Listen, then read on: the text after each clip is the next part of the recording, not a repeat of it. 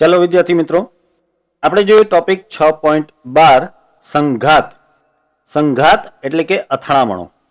સાદી ભાષામાં કોઈ પણ બે પદાર્થો કે વધારે પદાર્થોનું ભટકાવું. હવે આ પદાર્થનું અથડાવું એટલે કે સંઘાત થવો એ ઘણી બધી રીતે થઈ શકે છે. દાખલા તરીકે એક પદાર્થ સ્થિર છે અને બીજો પદાર્થ તેની ઉપર ભટકાય છે, અથવા તો બંને પદાર્થ ગતિમાં છે અને ભટકાય છે. બંને પદાર્થ એક જ દિશામાં ગતિમાં છે, પરંતુ આગળનો પદાર્થ ધીમો ચાલે છે, પાછળનો પદાર્થ વધારે વેગથી આવે છે અને ભટકાય છે. બંને પદાર્થો સામસામા ભટકાય છે. બંને પદાર્થો લંબ દિશામાં ગતિ કરતા કરતા ભટકાય છે વગેરે. આવા સંઘાત તમે ડે ટુ ડે લાઈફમાં ઘણી બધી જગ્યાએ જોતા હશો. દાખલા તરીકે કોઈ પણ બે વાહનનું ભટકાવું એ સંઘાત છે. કોઈ પણ બે પથ્થરનું ભટકાવું એ સંઘાત છે. અથવા ઇવન દિવાલ સાથે કોઈ વસ્તુનું ભટકાવું સંઘાત છે. દડાનું બોલ ઉપર અથડાવવું એ સંઘાત છે. એ રીતે બિલિયર્ડની ગેમમાં તેના બિલિયર્ડ બોલનું અથડાવવું એ સંઘાતનું ખૂબ જ સરસ ઉદાહરણ છે. કેરમ બોર્ડમાં કેરમની કુકરીઓનું અથડાવવું એ પણ સંઘાત છે. લખોટીની રમત વખતે લખોટીઓનું અથડાવવું પણ સંઘાતનું એક બહુ જ સરસ ઉદાહરણ છે. એ રીતે અલગ અલગ ઘણી બધી રમતોમાં અને આપણા રોજિંદા જીવનમાં સંઘાત આપણને જોવા મળે છે. આપણે અહીં માત્ર બે દળો M1 અને M2 ને લઈને સંઘાતની આખી બાબતને સમજીશું. એ માટે જરા આ આકૃતિ ધ્યાનમાં લો. જો અહીં છે M1 દળનો પદાર્થ અને અહીં છે M2 દળનો પદાર્થ. આ M1 દળનો પદાર્થ એ V1I જેટલા પ્રારંભિક વેગ સાથે ગતિ કરે છે, જ્યારે આ M2 દળનો પદાર્થ એ સ્થિર છે. આ M2 દળના પદાર્થનો વેગ, જેને આપણે V2I કહીએ, એ V2I બરાબર 0 છે. એનો મતલબ કે M2 દળનો આ પદાર્થ છે સ્થિર છે. આ વાતને આપણે નોંધી લઈએ. જો અહીં ધારો કે M1 દળનો પ્રારંભિક વેગ V1I અને M2 દળનો પ્રારંભિક વેગ 0 છે, એટલે કે M2 દળ સ્થિર પડેલ છે, V2I બરાબર 0. હવે આ અથડામણ બાદ મુખ્ય બે શક્યતાઓ છે. એક તો એ કે જો આ એક પરિમાણમાં જ સંઘાત થયું હોય તો M1 અને M2 બંને દળ એક પરિમાણમાં જ આગળ ગતિ કરે. પરંતુ જો આ દ્વિપરિમાણિક સંઘાત થયું હોય, એટલે કે આ M1 દળનો પદાર્થ એ M2 દળના પદાર્થને સેજ ઉપર અથવા સેજ નીચે અથડાયો હોય, તો એવા સંજોગોમાં સ્વાભાવિક છે કે M1 દળનો પદાર્થ આ તરફ કોઈ θ1 ખૂણે અને M2 દળનો પદાર્થ આ તરફ કોઈ θ2 ખૂણે ગતિ કરશે. આ દરમિયાન તેમના વેગ પણ બદલાઈ જશે. સમજો, અહીં પહેલા પદાર્થનો એટલે કે M1 પદાર્થનો વેગ V1F લખીશું.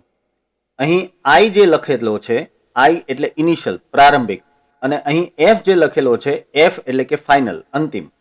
એ રીતે M2 દળનો જે પદાર્થ છે તેનો વેગ આપણે V2F લખીશું. બરાબર. જો કે આપણે પહેલા એક પરિમાણ વાળો કિસ્સો લેશું, ત્યારબાદ આપણે દ્વિપરિમાણ વાળો કિસ્સો એટલે કે આ પ્રકારનો કિસ્સો લેશું. હવે સૌથી પહેલા આપણે જોશું કે સંઘાતના મુખ્ય બે પ્રકાર પાડી શકાય એમ છે. એક છે સ્થિતિસ્થાપક સંઘાત અને બીજું છે અસ્થિતિસ્થાપક સંઘાત. તો સૌથી પહેલા આપણે સ્થિતિસ્થાપક અને અસ્થિતિસ્થાપક સંઘાત વિશે સમજીએ. હવે જોઈએ ટોપિક 6.12.1 માં સ્થિતિસ્થાપક સંઘાત અને અસ્થિતિસ્થાપક સંઘાત એટલે શું. જો બંને પ્રકારના સંઘાતમાં વેગમાનનું સંરક્ષણ તો થાય જ છે. તમને ખબર છે કે વેગમાનનું સંરક્ષણ એ યુનિવર્સલ લો છે, સાર્વત્રિક નિયમ છે, એ દરેક પરિસ્થિતિમાં પડાતો જ હોય. એટલે આ બંને પ્રકારના સંઘાતમાં વેગમાનનું સંરક્ષણ તો થાય જ છે. એટલે કે તંત્રનું કુલ પ્રારંભિક વેગમાન અને તંત્રનું કુલ અંતિમ વેગમાન સમાન જ હોય છે. અહીં વિદ્યાર્થી મિત્રો ખાસ નોંધ કરજો કે મેં તંત્રનો શબ્દ વાપર્યો છે. તંત્રમાં બંને પદાર્થો આવી ગયા. અત્યારે આપણે બે પદાર્થોની વાત કરીએ છીએ તો બંને પદાર્થો આવી ગયા. એટલે કે પ્રારંભિક સ્થિતિમાં બંને પદાર્થોનું જે કુલ વેગમાન હોય અને અંતિમ સ્થિતિમાં એટલે કે અથડામણ બાદ બંને પદાર્થોનું જે કુલ વેગમાન હોય એ બે હંમેશા સમાન જ હોય છે. એટલે કે વેગમાનનું સંરક્ષણ તો બંનેમાં થાય જ છે.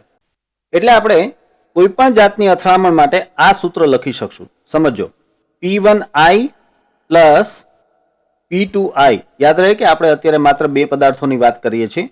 વધારે પદાર્થો હોય તો અહીં જે ક્રમ છે 1, 2, 3, 4 વગેરે લેવા પડે. P1I પ્લસ P2I બરાબર P1F પ્લસ P2F.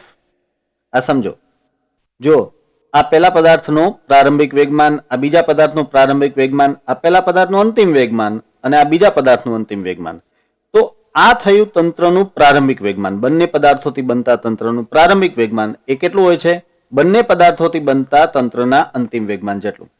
આ વાતને તમે આમ પણ લખી શકશો, P1F minus P1I plus P2F minus P2I બરાબર 0. આ સૂત્ર ચકાસી જો બરાબર છે. P1F minus P1I plus P2F minus P2I. હવે તમે સમજો, P1F માઇનસ P1I એટલે કે વેગમાનનો ફેરફાર, પેલા પદાર્થના વેગમાનનો ફેરફાર, જેને આપણે કહી શકીએ delta P1 plus P2F minus P2I બરાબર બીજા પદાર્થના વેગમાનનો ફેરફાર, તો તેને આપણે કહી શકીએ ડેલ્ટા P2 બરાબર થાય 0. તો જ્યારે પણ આપણે કોઈ પણ પ્રકારનું સંઘાત લેતા હશું ત્યારે આપણે એક સૂત્ર આ લગાડી શકશું અથવા આ સૂત્ર લગાડી શકશું, કારણ કે વેગમાનનું સંરક્ષણ બંને પ્રકારના સંઘાતમાં થશે. તો હવે પ્રશ્ન એ થાય કે સંઘાત સ્થિતિસ્થાપક છે કે અસ્થિતિસ્થાપક ખબર કેમ પડે? એ ખબર પડશે ગતિ ઉર્જા પરથી. સમજો, જ્યારે બે પદાર્થો અથડાય છે એ પેલા બંને પાસે કંઈક ગતિ ઉર્જા હશે, કુલ ગતિ ઉર્જા કંઈક હશે, અને અથડામણ બાદ એ ગતિ ઉર્જા જો તેની તે રહે તો એ પ્રકારનો સંઘાત સ્થિતિસ્થાપક સંઘાત કહેવાય. હવે મોટે ભાગે વ્યવહારમાં એવું નથી થતું. તમે સમજો, દાખલા તરીકે સિમ્પલ વાત કરીએ, બે રબરના દડા અથડાય તો જ્યારે અથડામણ થાય ત્યારે સમજો કે કંઈક અવાજ ઉત્પન્ન થાય છે. તો એ અવાજ ક્યાંથી આવ્યો? જે બંને પદાર્થોની ગતિ ઉર્જા હતી, બંને દડાની જે ગતિ ઉર્જા હતી, એ ગતિ ઉર્જામાંથી થોડીક ઉર્જા ધ્વનિ ઉર્જા સ્વરૂપે વ્યય થઈ ગઈ.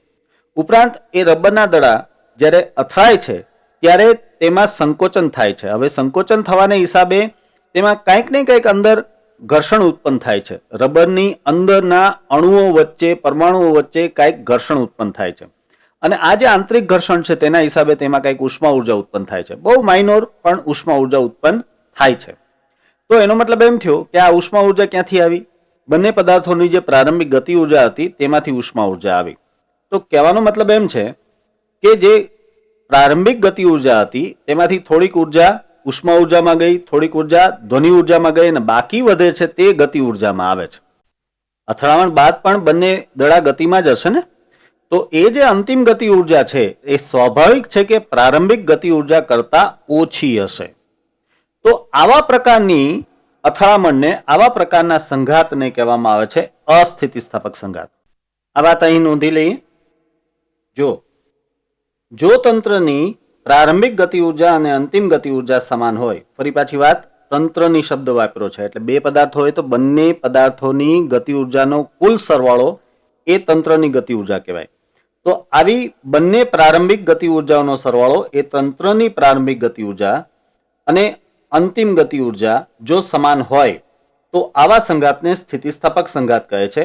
અને જો તંત્રની અંતિમ ગતિ ઉર્જા ઓછી હોય, એટલે કે તંત્રની અંતિમ ગતિ ઉર્જા પ્રારંભિક ગતિ ઉર્જા કરતા ઓછી હોય, ધ્યાન રાખજો કે અંતિમ ગતિ ઉર્જા કોઈ પણ સંજોગોમાં પ્રારંભિક ગતિ ઉર્જા કરતા વધારે તો ન જ હોઈ શકે, તેના જેટલી હોઈ શકે અથવા તેનાથી ઓછી હોઈ શકે. તો ફરીથી, તંત્રની અંતિમ ગતિ ઉર્જા એ પ્રારંભિક ગતિ ઉર્જા કરતા ઓછી હોય તો આવા પ્રકારના સંઘાતને કહેવાય અસ્થિતિસ્થાપક સંઘાત. તો ટૂંકમાં સંઘાત એ સ્થિતિસ્થાપક છે કે અસ્થિતિસ્થાપક છે તેની માહિતી વેગમાનના સંરક્ષણ પરથી નથી મળતી, પણ ગતિ ઉર્જાના સંરક્ષણ પરથી મળે છે. આ વાત આપણને આ કોષ્ટક પરથી બરાબર સમજાશે. જો અહીં છે સ્થિતિસ્થાપક સંઘાત, અહીં અસ્થિતિસ્થાપક સંઘાત. આ છે વેગમાનનું સંરક્ષણ, આ છે ગતિ ઉર્જાનું સંરક્ષણ. તો હવે સૌથી પહેલા સ્થિતિસ્થાપક સંઘાતમાં વેગમાનનું સંરક્ષણ થાય? હા, થાય. અસ્થિતિસ્થાપક સંઘાતમાં વેગમાનનું સંરક્ષણ થાય? હા, થાય. હવે સ્થિતિસ્થાપક સંઘાતમાં ગતિ ઉર્જાનું સંરક્ષણ થાય? હા, થાય. પણ અસ્થિતિસ્થાપક સંઘાતમાં ગતિ ઉર્જાનું સંરક્ષણ થાય? ન થાય. તો આ પરથી આપણે સમજી શકીએ કે ગતિ ઉર્જાનું સંરક્ષણ થાય કે ન થાય તે પરથી ખબર પડે કે સંઘાત સ્થિતિસ્થાપક છે કે અસ્થિતિસ્થાપક.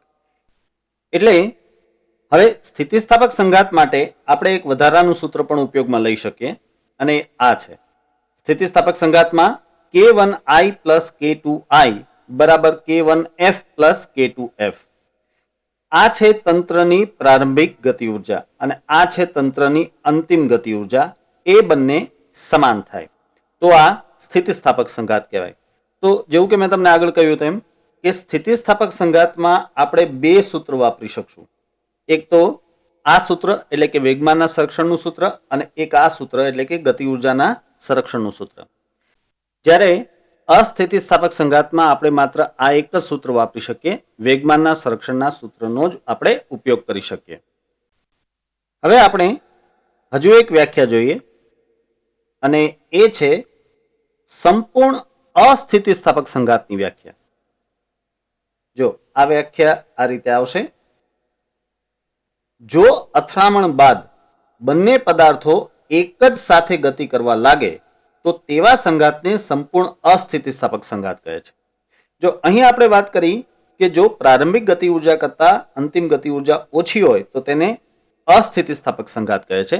જ્યારે અહીં આપણે વાત કરી રહ્યા છીએ કે જો સંઘાત બાદ બંને પદાર્થો અથવા તો બંને કણો જે કાંઈ પણ હોય એ બંને એક સાથે ગતિ કરવા લાગે તો તેવા પ્રકારના સંઘાતને સંપૂર્ણ અસ્થિતિસ્થાપક સંઘાત કહે છે. સ્વાભાવિક છે કે અહીં અસ્થિતિસ્થાપક સંઘાત આવ્યો એટલે આમાં ગતિ ઉર્જાનું સંરક્ષણ તો નહીં જ થાય. પ્રારંભિક ગતિ ઉર્જા કરતા અંતિમ ગતિ ઉર્જા ઓછી જશે, ભલે બંને સાથે ગતિ કરતા હોય એમ છતાં પણ તમે કુલ ગતિ ઉર્જા જ્યારે માપશો ત્યારે પ્રારંભિક ગતિ ઉર્જા કરતા અંતિમ ગતિ ઉર્જા ઓછી જશે. આનું ઉદાહરણ આપું તમને. દાખલા તરીકે એક લોટનો પિંડો છે, ઢીલા લોટનો પિંડો છે અને તેના ઉપર તમે બીજો એક લોટનો પિંડો મારો છો, ભટકાડો છો, સંઘાત કરાવો છો, બરાબર? તો અંતિમ પરિસ્થિતિમાં શું થશે વિચારો. બંને ગોળાઓ એક સાથે ચોંટીને સાથે જ ગતિ કરશે. તો આ જે સંઘાત થયો એ છે સંપૂર્ણ અસ્થિતિસ્થાપક સંઘાત. બરાબર છે? હવે જોઈએ આપણે ટોપિક 6.12.2 જેમાં આપણે માત્ર એક પરિમાણિક સંઘાત વિશે વાત કરીશું. હવે આ માટે સૌથી પહેલા આપણે એક પરિમાણિક સંઘાતની એક આકૃતિ સમજી લઈએ. જો એ માટે તમે આ આકૃતિ જુઓ. જો આ છે M1 દળનો પદાર્થ, આ છે M2 દળનો પદાર્થ, બરાબર?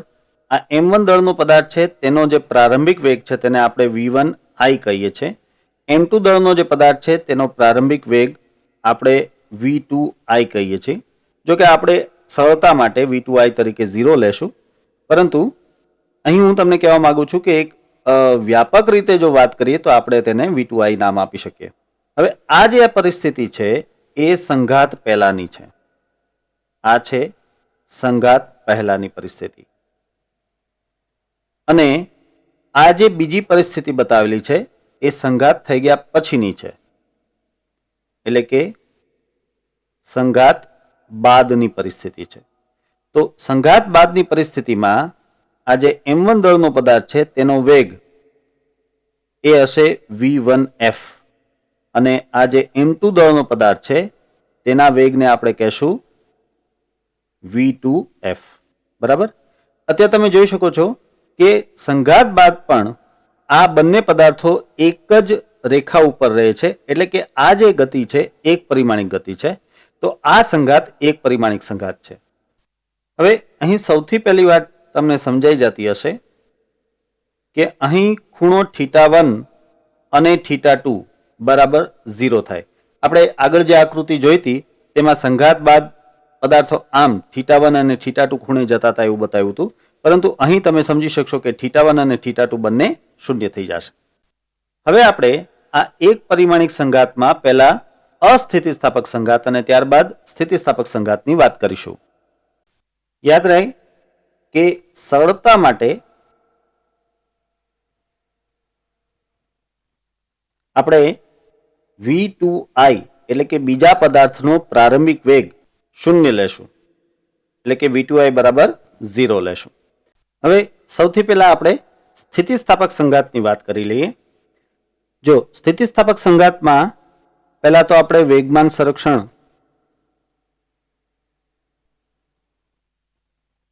પરથી કહી શકીએ કે તંત્રનું પ્રારંભિક વેગમાન અને તંત્રનું અંતિમ વેગમાન સમાન થાય.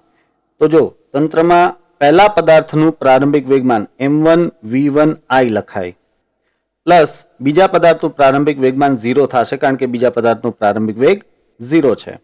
અને હવે પ્રથમ પદાર્થનું અંતિમ વેગમાન લખીએ તો m1v1f થશે પ્લસ બીજા પદાર્થનું અંતિમ વેગમાન જો લખીએ તો m2v2f થશે. તો આપણને આ એક સમીકરણ મળે છે. ત્યારબાદ કારણ કે સ્થિતિસ્થાપક સંઘાત છે તો ગતિ ઉર્જા સંરક્ષણ પણ થાય. તો ગતિ ઉર્જા સંરક્ષણ પરથી તંત્રની પ્રારંભિક ગતિ ઉર્જા અને અંતિમ ગતિ ઉર્જા સમાન દર્શાવી શકાય.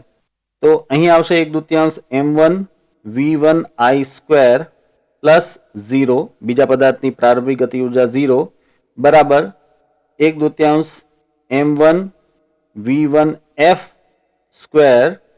Plus 1/2 m2v2f². જો આ છે પહેલા પદાર્થની પ્રારંભિક ગતિ ઉર્જા, બીજા પદાર્થની પ્રારંભિક ગતિ ઉર્જા તો 0 છે. આ છે પહેલા પદાર્થની અંતિમ ગતિ ઉર્જા અને આ છે બીજા પદાર્થની અંતિમ ગતિ ઉર્જા. તો આ રીતે આપણને એક બીજું અગત્યનું સમીકરણ મળે છે. હવે આપણે સમીકરણ 1 પરથી m2 ને સૂત્રોનો કરતા બનાવીએ. તો જો m2 બરાબર આમ લખી શકાય, અહીં m1 સામાન્ય v1i માઇનસ v1f ના છેદમાં v2f થશે. આ થાય સમીકરણ 3. હવે સમીકરણ 3 ની આ કિંમત આપણે સમીકરણ 2 માં મૂકીશું. સમીકરણ 3 2 માં મૂકતા હવે સૌ પ્રથમ તો સમીકરણ 2 માં આ 1/2 કેન્સલ થઈ જશે. હવે જે બાકી વધે છે એ પદ આમ લખી શકાય. આપણે અહીં લખી શકીએ m1v1i² બરાબર m1v1f² પ્લસ હવે m2 ની જગ્યાએ આપણે આ સમીકરણ મૂકશું m1 કૌંસમાં v1i માઇનસ v1f કૌંસ પૂરો ના છેદમાં v2f અને ગુણાકારમાં v2f² છે જ. હવે સાદુરૂપ આપીએ તો આ પદ આમ થઈ જશે m1v1i² બરાબર m1v1f² પ્લસ જો અહીં v2f અને અહીં v2f² છે એટલે એક v2f વધે અને તેને કૌંસમાં ગુણી નાખીએ, m1 પણ કૌંસમાં ગુણી નાખીએ તો પદ મળે m1v1i v2f minus m1v1f v2f. હવે આપણે m1v1i વાળા પદો સાથે લઈ લઈએ.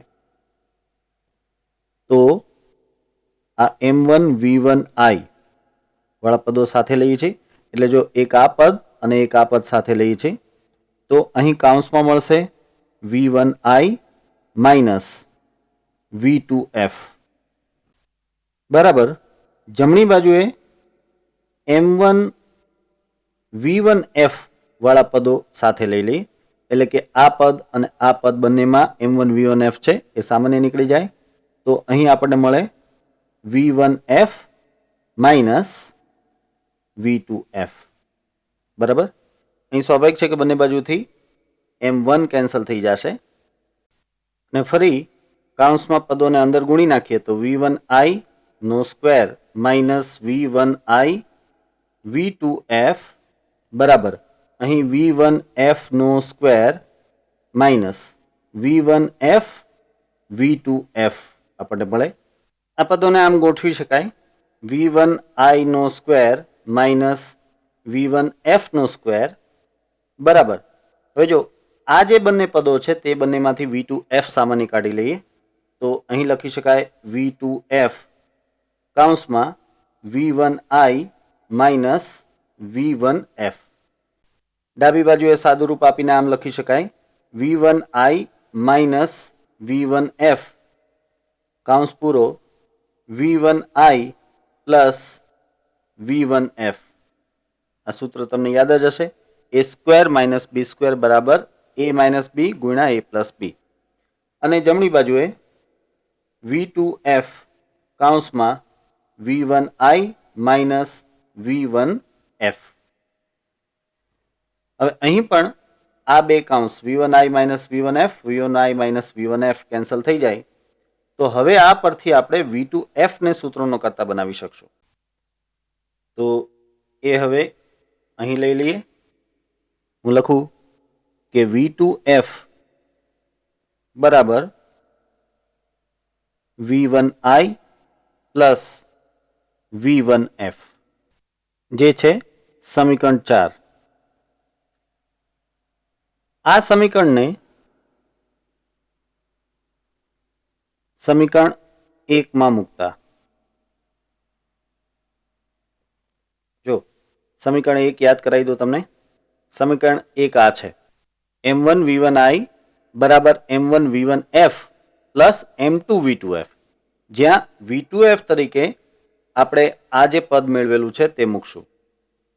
તો હું લખું અહીં m1 v1i બરાબર m1 v1f પ્લસ m2, હવે v2f તરીકે v1i પ્લસ v1f. સાદુરૂપ આપીએ તો આ થઈ જાય m1 v1i બરાબર m1 v1f plus m2 v1i plus m2 v1f. હવે આ બંનેમાંથી આપણે v1f ને સામાન્ય લઈ લઈએ અને આ બંનેમાંથી આપણે v1i ને સામાન્ય લઈ લઈએ, તો આ સમીકરણ આમ મળશે m1 માઇનસ m2 સામાન્ય મળે v1i બરાબર આ બાજુ m1 પ્લસ m2 સામાન્ય મળે v1f. તો હવે આપણે આપણા કામનું સમીકરણ બનાવી શકીએ, એટલે કે v1f નું સમીકરણ આમાંથી બનાવી શકીએ. v1f બરાબર મળે m1 માઇનસ m2 ના છેદમાં m1 પ્લસ m2 અને સાથે ગુણાકારમાં v1i. એ જ રીતે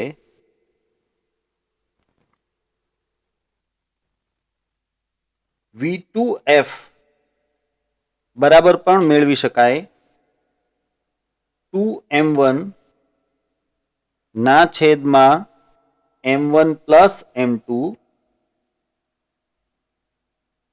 કૌંસની બહાર v1i. જો વિદ્યાર્થી મિત્રો, સ્થિતિસ્થાપક સંઘાત માટેના આ થઈ ગયા બે અગત્યના સૂત્રો. જો એટલી બધી મહેનત આપણે એટલા માટે કરી કે તમે સમજો, કોઈ પણ સંઘાતમાં આપણને મૂળ 4 રાશિ ખબર હોય. એક તો બંને પદાર્થના દળ ખબર હોય m1 અને m2 બરાબર, અને બંને પદાર્થના પ્રારંભિક વેગ ખબર હોય v1i અને v2i બરાબર છે. જાણવાના હોય ખાલી અંતિમ વેગ, બંને પદાર્થોના અંતિમ વેગ, એટલે કે v1f અને v2f જાણવાનો હોય. તો તમે જોઈ શકો છો કે તેના જ આ સમીકરણ છે. આ v1f નું સમીકરણ થઈ ગયું અને આ v2f નું સમીકરણ થઈ ગયું. અહીં v1f નું સમીકરણ કઈ રીતે મેળવ્યું એ તો તમે જોયું. v2f નું સમીકરણ કઈ રીતે મળે? બહુ સિમ્પલ છે. આ v1f નું જે સમીકરણ છે તેને અહીં આ સમીકરણ 4 માં મૂકી દો. સમીકરણ 4 માં અહીં v1f છે, ત્યાં v1f નું આ સમીકરણ મૂકી દો. તો તમે જોઈ શકો છો કે આ સમીકરણ 4 નું સૂત્રનો કરતા v2f જ છે. તમે જ્યારે આ જમણી બાજુને સાદુરૂપ આપશો ત્યારે તમને v2f નું સમીકરણ આ જ રીતનું મળી શકશે. તો આ રીતે આ v1f નું સમીકરણ થયું પહેલા પદાર્થનો અંતિમ વેગ, અને આ v2f નું સમીકરણ થયું બીજા પદાર્થનો અંતિમ વેગ. જો ફરીથી કહી દઉં કે આ જ સમીકરણ અગત્યના શું કામે છે? કારણ કે અહીં તમે જોઈ શકો છો કે જમણી બાજુમાં જેટલા પદ છે તે બધા જાણીતા પદ છે, જ્ઞાત પદો છે, M1, M2 અને V1I. પહેલા પદાર્થનું દળ, બીજા પદાર્થનું દળ અને પહેલા પદાર્થનો પ્રારંભિક વેગ. બીજા પદાર્થનો પ્રારંભિક વેગ તો આપણે 0 લીધેલ છે. તો મેં તમને આગળ જ કહ્યું કે 4 રાશિઓ જાણીતી હોઈ શકે, બરાબર. તેમાંથી અહીં તો 3 જ વાપરવાની છે. એ રીતે અહીં પણ તમે જોઈ શકો છો કે 3 જ જ્ઞાત રાશિઓ વાપરવાની છે, જેથી કરીને આપણને 2 અજ્ઞાત રાશિઓ મળી જાય છે. હવે આપણે આ બંને સમીકરણો પરથી ખાસ કિસ્સાઓ જોઈએ.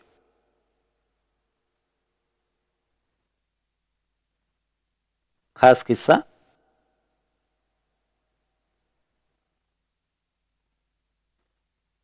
પહેલો કિસ્સો, જો M1 અને M2 બંને દળો સમાન જ હોય અને તેનું દળ M હોય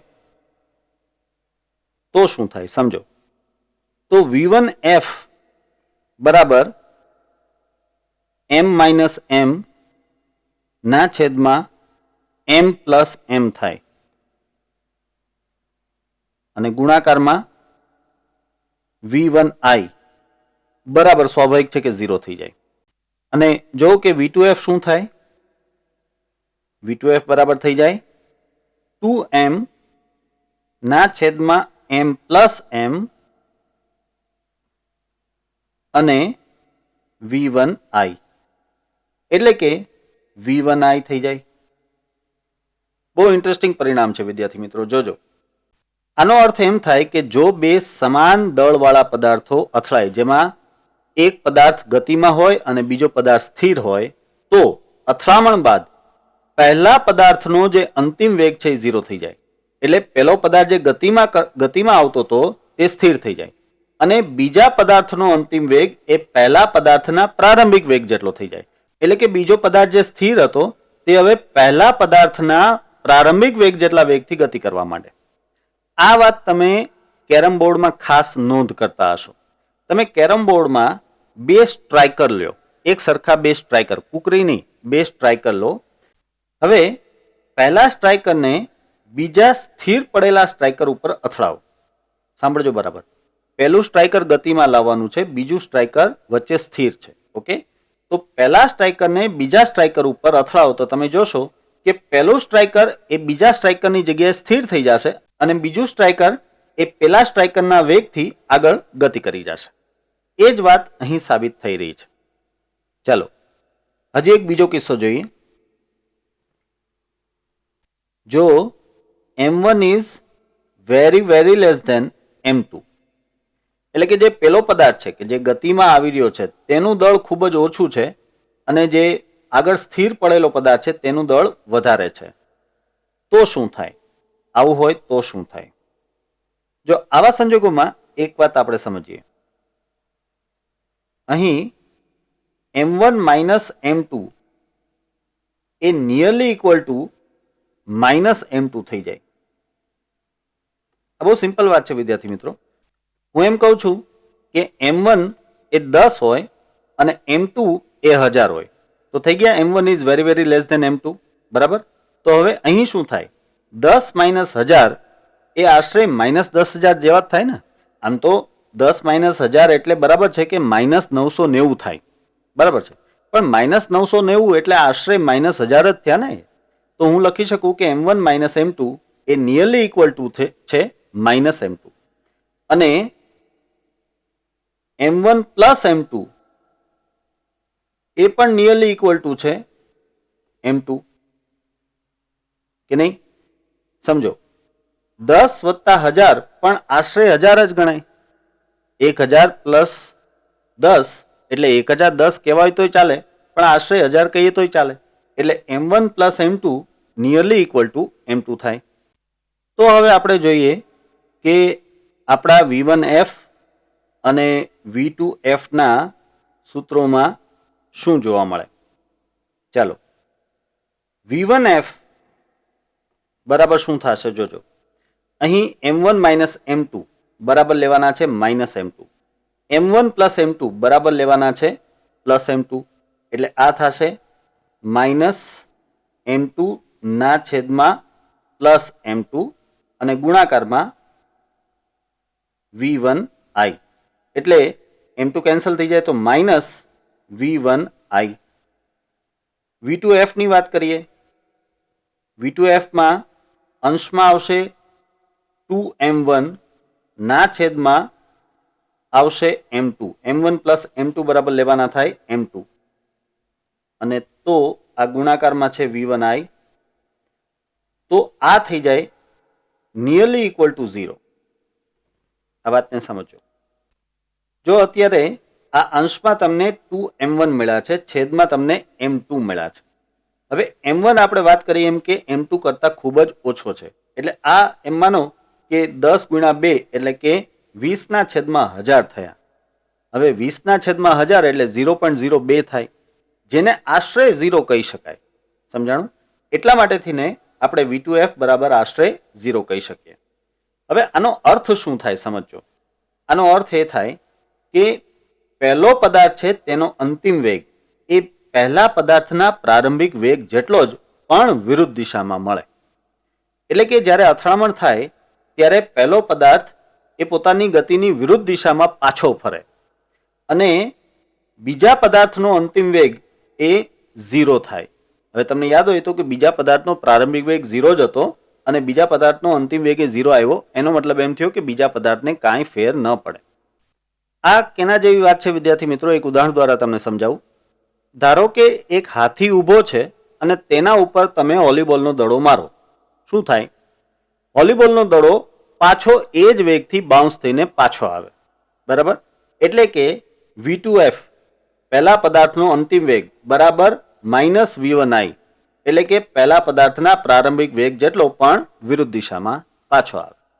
અને હાથીને શું થાય? હાથીને કાંઈ ન થાય. હાથી સ્થિર ઊભો હોય અને સ્થિર જ રહે, એટલે કે v2f બરાબર 0. હાથીનો અંતિમ વેગ 0 જ રહે. બરાબર? તો આ રીતે આ રોજિંદા જીવનમાં જોવા મળતી ઘટનાઓના જ ખાસ કિસ્સાઓ છે. હવે જોઈએ આપણે સંપૂર્ણ અસ્થિતિસ્થાપક સંઘાત.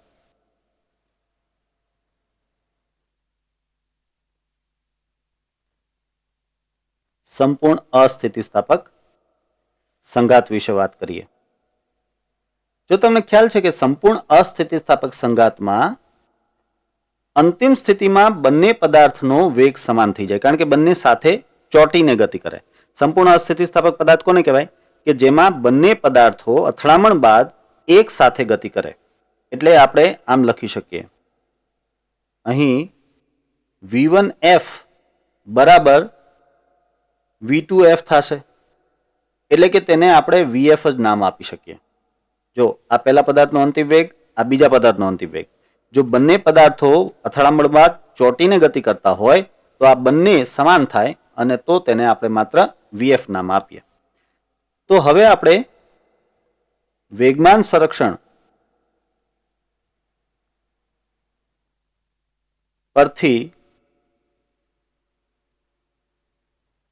કહી શકીએ કે m1 v1i બરાબર m1 vf plus m2 vf.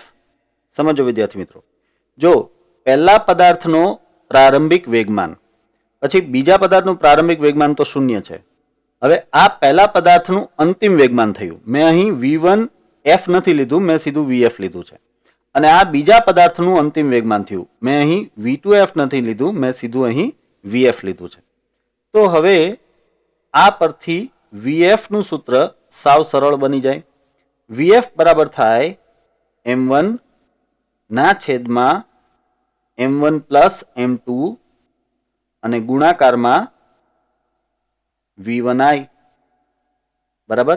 અહીં મેં માત્ર vf ને સૂત્રનો કરતા બનાવ્યો છે, બીજું કાંઈ નથી કર્યું. તો આ પરથી આ સમીકરણ સાવ સરળ બની જાય. તમે જોઈ શકો છો અહીં જ્ઞાત રાશિઓ કઈ કઈ છે? બંને પદાર્થના દળ. તો આ આવી ગયા બંને પદાર્થના દળ અને પહેલા પદાર્થનો પ્રારંભિક વેગ. આ પહેલા પદાર્થનો પ્રારંભિક વેગ. અને અજ્ઞાત રાશિ કઈ છે? બંને પદાર્થના અંતિમ વેગ. તો બંને પદાર્થના અંતિમ વેગ તો સમાન જ છે અને vf છે. તો આ થઈ ગયું vf નું સમીકરણ. તો સંપૂર્ણ અસ્થિતિસ્થાપક સંઘાતમાં તમારે માત્ર આ જ એક સમીકરણ યાદ રાખવાની જરૂર પડે. જોકે અહીં ગતિ ઉર્જાનું સંરક્ષણ નથી થતું, પણ ગતિ ઉર્જાનો જે વ્યય થાય છે તે આપણે ગણી શકીએ. તો એ આપણે મેળવીએ. અહીં ગતિ ઉર્જાનો વ્યય જો કઈ રીતે મળશે? હંમેશા પ્રારંભિક ગતિ ઉર્જા કરતા અંતિમ ગતિ ઉર્જા ઓછી હોય. તંત્રની પ્રારંભિક ગતિ ઉર્જા કરતા અંતિમ ગતિ ઉર્જા હંમેશા ઓછી હોય. એટલે આપણે ગતિ ઉર્જાનો વ્યય ડેલ્ટા કે વડે દર્શાવીએ તો અહીં ડેલ્ટા કે તરીકે આપણે K1I plus K2I minus K1F plus K2F આમ લેવાનું થાય. સમજો, આ છે તંત્રની પ્રારંભિક ગતિ ઉર્જા અને આ છે તંત્રની અંતિમ ગતિ ઉર્જા. તો તંત્રની પ્રારંભિક ગતિ ઉર્જામાંથી તંત્રની અંતિમ ગતિ ઉર્જા બાદ કરી નાખો તો તમને જે મળે તે ગતિ ઉર્જાનો થયેલો વ્યય હશે. બરાબર. વળી અહીં K2I તો 0 છે, કારણ કે આપણે બીજા પદાર્થને સ્થિર માનેલ છે.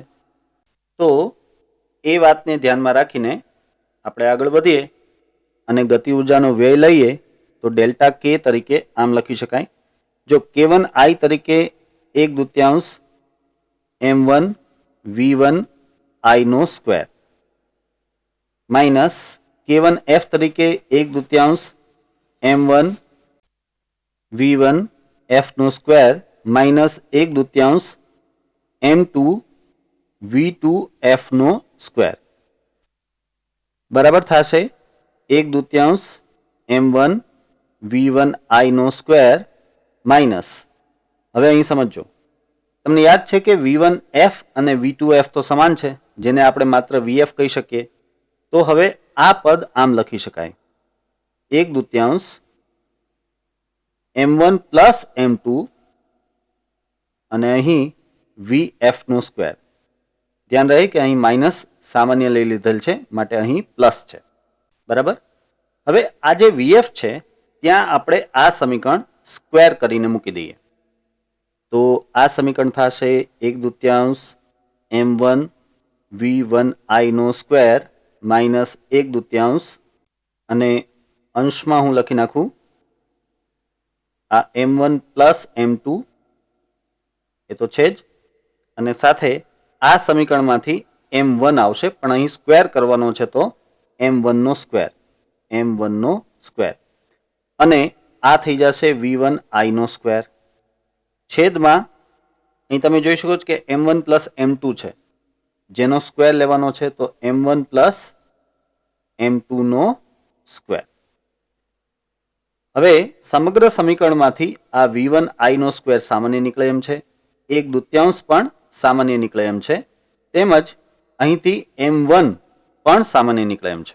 તો આપણે લખીએ 1/2 m1 v1 I no square. હવે શું વધે છે એ જોઈએ તો જો પહેલા પદમાં તો કાંઈ નહીં વધે એટલે 1 માઇનસ બીજા પદમાં અંશમાં તમને m1 મળશે અને છેદમાં એક કાઉન્સ કેન્સલ થઈ જશે તો એક કાઉન્સ એટલે કે m1 પ્લસ m2 આટલું મળશે. હજુ આગળ જો લસા લઈને સાદુરૂપ આપીએ તો તમે જોઈ શકો છો કે અહીં m1 m2 ના છેદમાં m1 પ્લસ m2 અને ગુણાકારમાં v1 I નો સ્ક્વેર મળશે. તો આ રીતે આ સંપૂર્ણ અસ્થિતિસ્થાપક સંઘાતના કિસ્સામાં તમને વ્યય થતી કુલ ગતિ ઉર્જા મળી જાય છે. તમે જોઈ શકો છો કે આ સમીકરણમાં પણ બધી જ જ્ઞાત રાશિઓ છે, m1 m2 જ્ઞાત છે, v1 I પણ જ્ઞાત છે. તો એ પરથી આપણને વ્યય થતી ગતિ ઉર્જા મળી જાય છે. હવે જોઈએ આપણે ટોપિક 6.12.3 અને એ છે દ્વિપરિમાણમાં સંઘાત. આ માટે આપણે આ આકૃતિનો ઉપયોગ કરશું. જો અહીં આ છે m1 દળનો પદાર્થ અને આ છે m2 દળનો પદાર્થ. અહીં આ m1 દળના પદાર્થનો વેગ છે v1 I, પ્રારંભિક વેગ v1 I છે, અને આ જે m2 દળનો પદાર્થ છે તેનો વેગ આપણે આગળ જ વાત કરી ચૂક્યા છે કે 0 લેશું એટલે આ થશે V2I બરાબર 0. બરાબર. હવે અથડામણ એવી રીતે થાય છે કે આ બંને પદાર્થો આમ દ્વિપરિમાણિક સમતલમાં ફંગોળાય છે. આ પદાર્થ θ1 ખૂણે ફંગોળાય છે જેનો વેગ છે v1f અને આ પદાર્થ θ2 ખૂણે ફંગોળાય છે અને તેનો વેગ છે v2f. બરાબર. અહીં એક વાત નોંધજો કે આ x દિશા છે અને આ y દિશા છે. તો v1f નો x દિશાનો ઘટક થશે v1f cos θ1 અને v2f નો x દિશાનો ઘટક થશે v2f cos θ2. એ જ રીતે બંનેના y ઘટકોની વાત કરીએ તો v1f નો y ઘટક આવશે v1f sin θ1 અને v2f નો y ઘટક આવશે નીચે તરફ એટલે કે ઋણ દિશામાં એટલે -v2f sin θ2. બરાબર છે. હવે આ પરથી આપણે વેગમાન સંરક્ષણના નિયમનો ઉપયોગ કરીને સૂત્રો મેળવીએ. વેગમાન સંરક્ષણ પરથી જો વેગમાન સંરક્ષણ તો આપણે જાણીએ છીએ કે સ્થિતિસ્થાપક અને અસ્થિતિસ્થાપક સંઘાત બંનેમાં જોવા મળે છે. તો વેગમાન સંરક્ષણ પરથી પહેલા આપણે x દિશા માટે સૂત્ર આમ લખી શકીએ. જો પહેલા આપણે માત્ર x દિશાના વેગમાનનું સંરક્ષણ દર્શાવવું છે એટલે અહીં આવશે m1 v1i બરાબર m1 v1f cos θ1 plus m2 v2f cos θ2. I hope કે તમને આ સૂત્ર સમજાઈ ગયું છે. જો v1i ઓલરેડી x દિશામાં છે, આ મેં લીધો v1f નો x દિશાનો ઘટક અને આ મેં લીધો v2f નો x દિશાનો ઘટક. તો થઈ ગયું સૂત્ર તૈયાર. હવે આપણે y દિશા માટે વાત કરીએ. y દિશામાં વેગમાન સંરક્ષણની વાત કરીએ તો y દિશા માટે હવે તમે જો આ જે પહેલો પદાર્થ છે તેનો વેગ માત્ર x દિશામાં છે, y દિશામાં છે જ નહીં, માટે y દિશાનું વેગમાન 0 થશે. હવે અથડામણ બાદ આ જે પહેલો પદાર્થ છે m1 દળનો તેનો y દિશાનું વેગમાન આપણને મળે છે અને એ મળશે m1 v1f sin θ1. યાદ છે? હમણાં જ આપણે વાત કરી m1 v1f sin θ1 પ્લસ આ જે બીજો પદાર્થ છે તેનો y દિશાનું વેગમાન આપણને મળી શકે અને એ મળશે આવી રીતે m2 into bracket minus v2f sin θ2. યાદ છે? મેં તમને કહ્યું હતું કે આ જે બીજો પદાર્થ છે એ બીજા પદાર્થનો y દિશાનો જે ઘટક છે એ ઋણ y દિશામાં મળે છે માટે મારે તેને માઇનસ લેવું પડે. તો હવે આ પરથી એક સિમ્પલ સમીકરણ બની જાય કે m1 v1f sin θ1 બરાબર m2 v2f sin θ2. ઠીક છે? તો આ રીતે દ્વિપરિમાણિક સંઘાતમાં તમને મુખ્ય બે સૂત્ર મળે છે. એક x દિશાના વેગમાનના સંરક્ષણના સમીકરણ પરથી અને એક y દિશાના વેગમાનના સંરક્ષણના સમીકરણ પરથી. તમે જાણો છો કે વેગમાનનું સંરક્ષણ તો સ્થિતિસ્થાપક અને અસ્થિતિસ્થાપક બંને પ્રકારના સંઘાતમાં જોવા મળે છે માટે આ બંને સમીકરણ બંને પ્રકારના સંઘાત માટે ઉપયુક્ત છે. પણ હવે ગતિ ઉર્જાના સંરક્ષણ પરથી આપણે સ્થિતિસ્થાપક સંઘાત માટે એક હજુ વધારાનું સમીકરણ મેળવી શકીએ. તો હું લખું કે સ્થિતિસ્થાપક સંઘાત માટે ખાસ સ્થિતિસ્થાપક સંઘાત માટે આપણે ગતિ ઉર્જાના સંરક્ષણના નિયમ પરથી